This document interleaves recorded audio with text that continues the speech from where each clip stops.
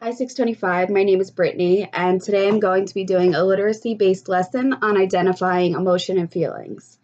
There will be four parts to this lesson. The first part of the lesson, I will be reading a book to the students titled The Way I Feel by Janin Kane.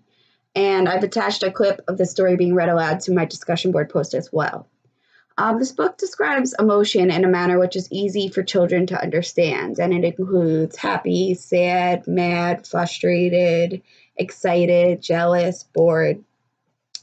And once I finished reading the book to the students, I will ask them if they can recall some of the emotions that were mentioned in the book. And if so, I will ask them to describe these emotions. Listening to the book read aloud will help develop the children's receptive language. And as mentioned in our text, receptive language is the ability to understand what is being said. And having the children state what they recall from the book will allow them to work on their expressive language, which the book also states expressive language is the ability to communicate through use and knowledge of spoken language. The second part of the lesson will include the students creating their own signs.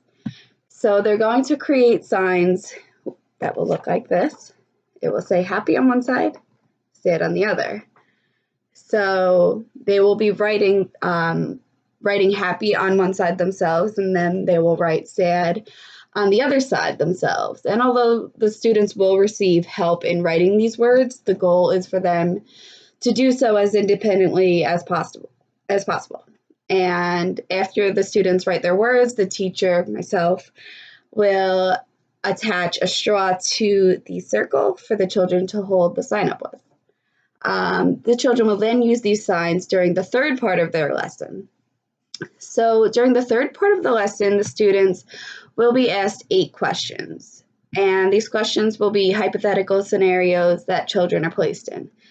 These scenarios will either cause a child to feel happy or sad, and it's the student's job to determine whether the scenario would cause a child to feel either happy or sad.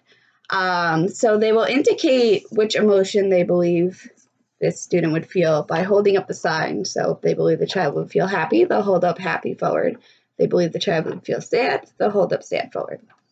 So I will read the questions to you. So question number 1 is, Casey was playing with a toy car.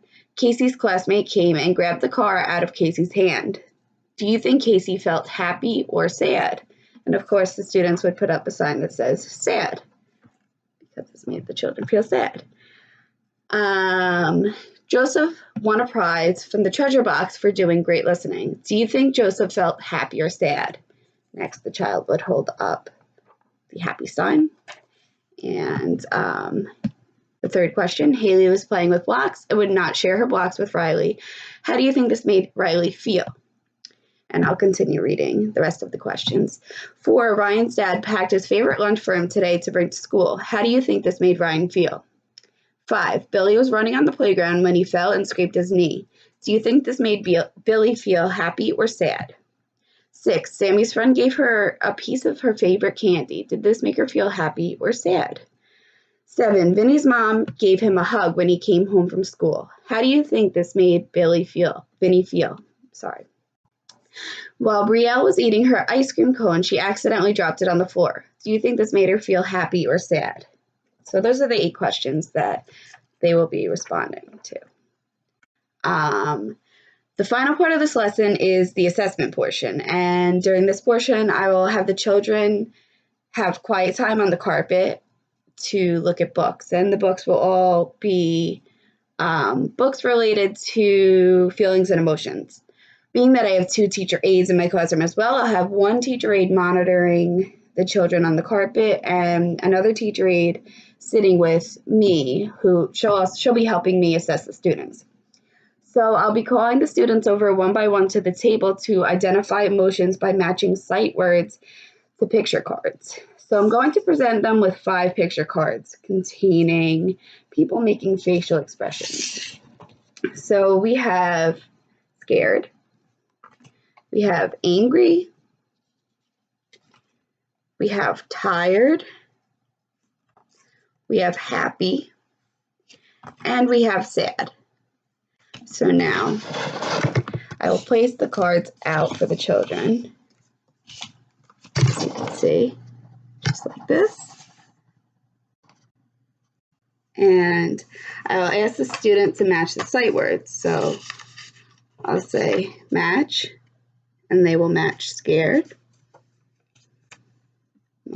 Remove the card. Match, they'll match tired. And I will remove the card. Match, they will match mad. And again, remove the card.